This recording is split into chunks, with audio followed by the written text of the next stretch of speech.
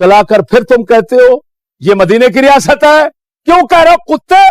तुम कह सकते हो तो यजीद की बख्शिश की दुआ नहीं मांग सकता कोई? क्यों? तेरे बाप की शरीयत है। खंजीरो,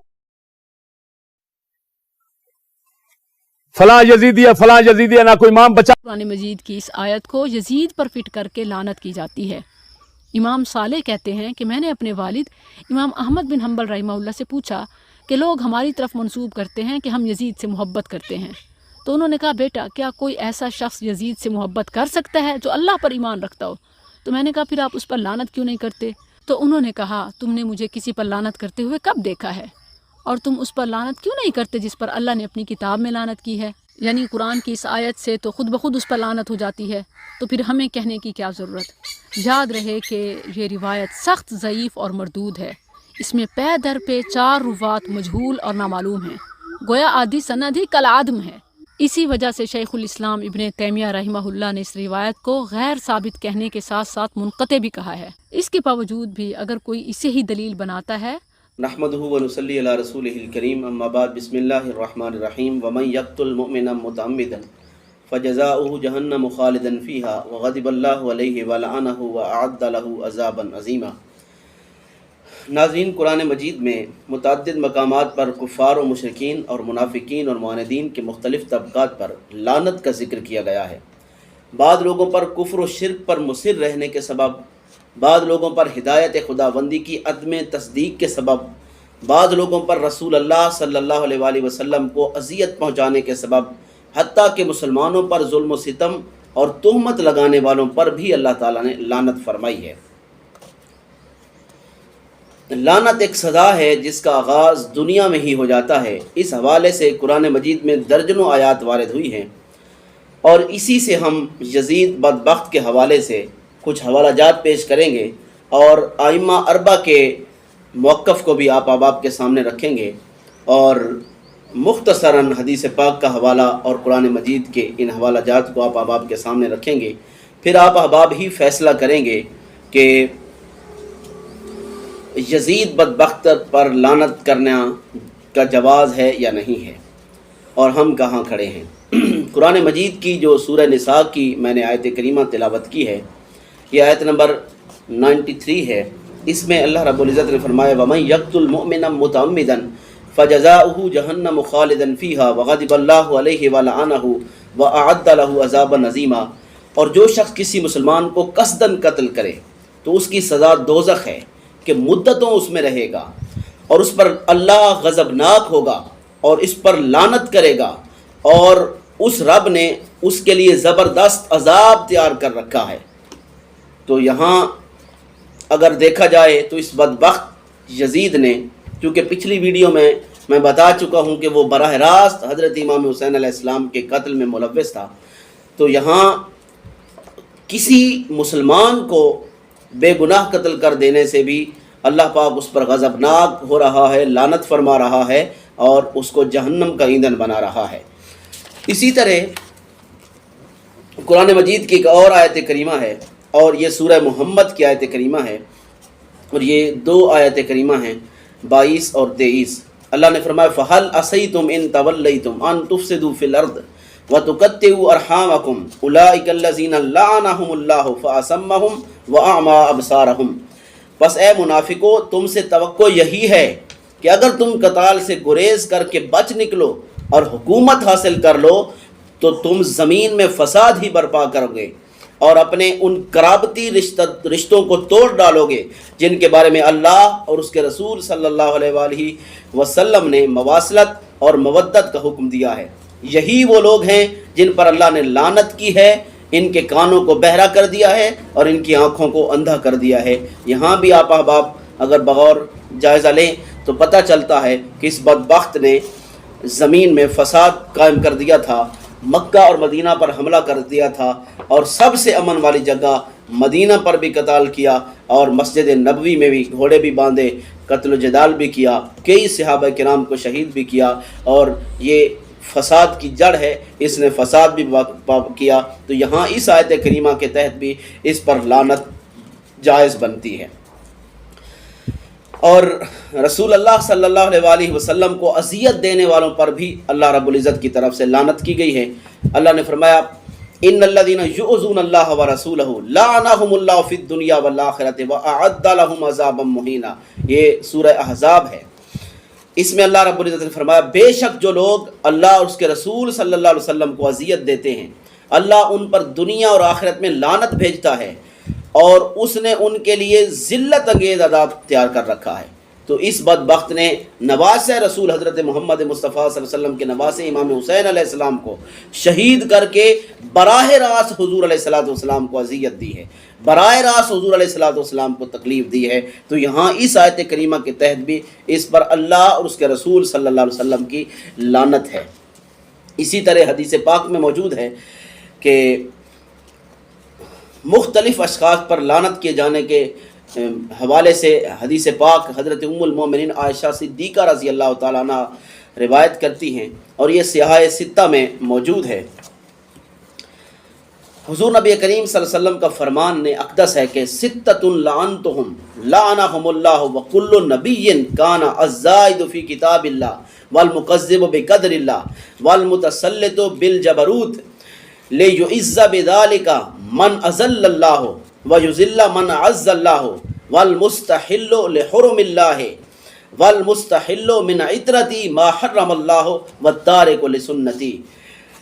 حضور علیہ السلام نے 6 بندوں پر لعنت فرمانے کے حوالے سے فرمایا ہے کہ 6 بندوں پر میں لعنت کرتا ہوں، اللہ تعالیٰ بھی ان پر لعنت کرتا ہے اور ہر سابقہ نبی بھی ان پر لعنت کرتا ہے۔ وہ 6 بندے یہ ہیں، نمبر 1 جو کتاب اللہ میں زیادتی کرنے والا ہو، نمبر 2 اللہ تعالیٰ کی تقدیر کو جھٹلانے والا ہو، نمبر 3 ظلم و جبر کے ساتھ تسلط حاصل کرنے والا ہو تاکہ اس کے ذریعے یعنی اس تسلط اور حکمرانی کے ذریعے اسے عزت دلا سکے جسے اللہ تعالیٰ نے ذلیل کیا ہے اور اسے ذلیل کر سکے جسے اللہ رب العزت نے عزت دی ہے اس لیے، اور نمبر 4 اللہ تعالیٰ کی حرام کردہ چیزوں کو حلال کرنے والا ہو، نمبر 5 میری عطرت یعنی اہل بیت کی حرمت کو حلال پامال کرنے والا ہو، نمبر 6 میری سنت کا تارک ہو۔ اس بدبخت میں یہ ساری چیزیں پائی جاتی تھیں اور بالخصوص اس نے حضور علیہ السلام کی عطرت کے ساتھ بدسلوکی کی اور حضور علیہ السلام کی عطرت کو اہل بیت کو ایذائیں دیں، تکلیفیں دیں اور معزز ترین ہستیوں کو شہید کروایا۔ حضرت ام المومنین حضرت ام سلمہ رضی اللہ تعالیٰ عنہ کا قول مبارک بھی یہاں کوٹ کرتا ہوں۔ حضرت شہر بن حوشب بیان کرتے ہیں میں نے حضور نبی کریم صلی اللہ علیہ وسلم کی زوجہ مطہرہ حضرت ام سلمہ سے سنا جب ان کے پاس حضرت حسین بن علی علیہ السلام کی شہادت کی خبر آئی تو انہوں نے قاتلین حسین کو بد دعا دی اور ان پر لعنت کرتے ہوئے کہا قاتلوہ قاتلہم اللہ غروہ وذلوہ لعنہم اللہ۔ انہوں نے امام حسین علیہ السلام کو شہید کر دیا، اللہ تعالیٰ انہیں ہلاک کرے، انہوں نے آپ کو دھوکہ دیا اور آپ کی بے توقیری کی، اللہ تعالیٰ ان پر لعنت کرے۔ تو حضرت ام سلمہ نے امام حسین علیہ السلام کی شہادت کے بعد یزید بدبخت پر لعنت کی۔ اس سے ثابت ہوتا ہے کہ سب سے پہلے ام سلمہ رضی اللہ تعالیٰ عنہا نے یزید بدبخت پر لعنت کی۔ اسی طرح ایک اور روایت میں حضرت ام سلمہ رضی اللہ تعالیٰ نے بیان فرماتی ہیں کہ جس روز امام حسین علیہ السلام کو شہید کیا گیا میں نے جنوں کو آپ کی شہادت پر گریہ زاری کرتے ہوئے سنا، وہ کہہ رہے تھے کیا ایھا القاتلون ظلما حسینا ابشروا بالعذاب والتنکیل کل اہل السماء یدعو علیکم من نبی ومرسل وقبیل قد لعنتہم علی لسان ابن داود وموسیٰ وصاحب الانجیل۔ امام حسین علیہ السلام کو ظلم و جبر اور سفاکیت کے ساتھ قتل کرنے والوں یعنی امام حسین علیہ السلام کو ظلم و بربریت اور سفاکیت کے ساتھ قتل کرنے والوں تمہارے لیے عذاب مہین اور دردناک سزا کی وعید ہے۔ انبیاء کرام، فرشتے، دیگر طبقات سمیت تمام اہل آسمان تمہارے لیے بد دعا کرتے ہیں۔ حضرت سلیمان، حضرت موسیٰ اور حضرت عیسیٰ علیہ السلام کی زبان سے تم پر لعنت کی گئی ہے۔ تو یہ حضرت ام المومنین کا بیان ہے، اس پر بھی پورے جہان کی لعنت، تمام انبیاء کی لعنت، ملائکہ کی لعنت ہے۔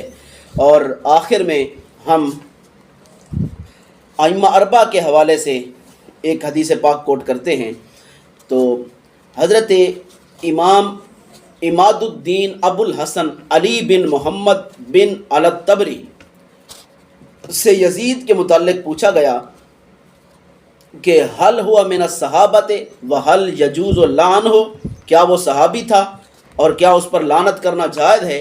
تو انہوں نے جواب دیا انہ لم یکم من الصحابت لانہ ولد فی ایام عمر بن الخطاب رضی اللہ تعالیٰ عنہ واما قول السلف ففیہ لأحمد قولان تلویح و تصریح ولمالک قولان تلویح و تصریح ولابی حنیفۃ قولان تلویح و تصریح ولنا قول واحد التصریح دون التلویح وکیف لا یکون کذالک وهو اللاعب بالنرد والمتسید بالفہود والمدمن الخمر وشعرہ فی الخمر معلوم. وہ شعر کیا؟ اقول لصحب زمت الکأس شملہم ودائی سبابات الہوى یترنم خذوا بنصیب من نعیم ولذت فقلن وإن طال المدى يتسرم ولا تتركوا يوم السرور يتسرم ولا تتركوا يوم السرور إلى غد فرب غد يأتي بما ليس يعلم. یہ اس کا شعر بھی ہے. اور اس پر یعنی جب پوچھا گیا ان سے کہ کیا تم اس بدبخت کو صحابی مانتے ہو یا اس پر لعنت جائز سمجھتے ہو یا نہیں، تو انہوں نے یہ جواب دیا کہ وہ صحابہ میں سے نہیں تھا، کیونکہ وہ حضرت عمر بن الخطاب کے دور میں پیدا ہوا. رہی بات اس پر لعنت کے بارے میں اسلاف کے اقوال کی، تو اس حوالے سے امام احمد بن حنبل کے دو قول ہیں. ایک قول کے مطابق یزید پر اشارتاً لعنت بھیجنا جائز ہے، اور آپ ہی کے دوسرے قول کے مطابق یزید پر صراحتاً یعنی اس کا نام لے کر لعنت بھیجنا جائز ہے. اس حوالے سے امام مالک کے بھی دو قول ہیں. ایک قول میں یزید پر اشارتاً لعنت، اور دوسرے قول کے مطابق یزید پر صراحتاً یعنی تعییناً اس کا نام لے کر لعنت بھیجنا بھی جائز ہے. اسی طرح امام اعظم ابو حنیفہ کی متعلق آپ فرماتے ہیں ان کے بھی دو قول ہیں. ایک قول کے مطابق یزید پر اشارتاً لعنت بھیجنا جائز ہے، اور آپ ہی کے دوسرے قول کے مطابق صراحتاً یعنی بالتعیین یزید کا نام لے کر اس پر لعنت بھیجنا جائز ہے. لیکن اس موضوع پر ہمارا یعنی شوافع کا ایک ہی قول ہے، اور وہ یہ کہ یزید پر صراحتاً یعنی بالتعیین اس کا نام لے کر اس پر لعنت کی جائے، نہ کہ اشارتاً. گویا امام شافعی کے ہاں اس پر اشارتاً لعنت بھیجنے سے اس کی ملعونیت کو بیان کرنے کا حق ادا نہیں ہوتا، کمی رہ جاتی ہے. ایسا کیوں نہ ہو جبکہ وہ شطرنج کھیلنے والا، چیتوں کے ساتھ شکار کرنے میں مشغول رہنے والا اور عادی شرابی تھا.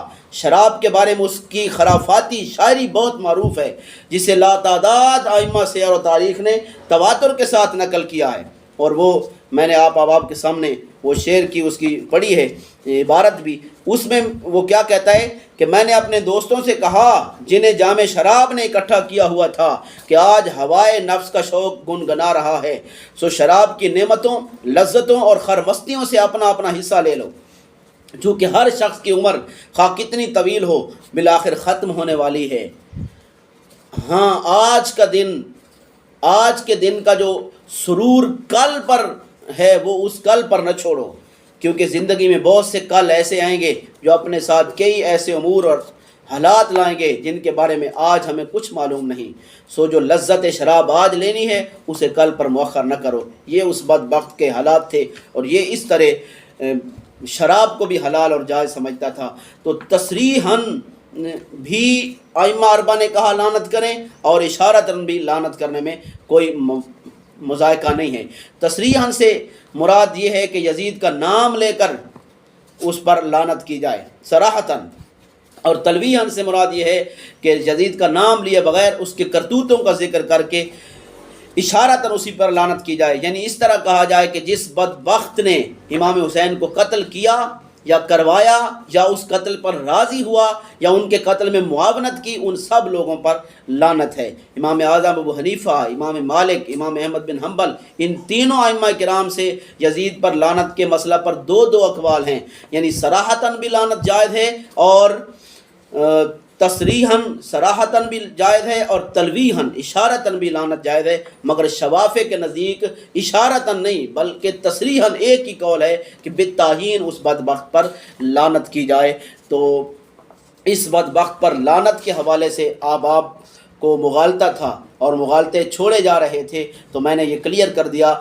حدیث پاک میں بھی اس پر لعنت کی گئی ہے، ام سلمہ رضی اللہ تعالیٰ عنہ نے اس پر لعنت کی ہے، حضور علیہ الصلوۃ والسلام کی صریح حدیث پر ہے کہ جس نے میری اہل بیت کو تکلیف پہنچائی اس پر لعنت ہے، جس نے اللہ رسول کو تکلیف پہنچائی اس پر لعنت ہے، جس نے زمین میں فساد برپا کیا اس پر لعنت ہے، جس نے کسی بے گناہ مسلمان کو قتل کیا اس پر لعنت ہے۔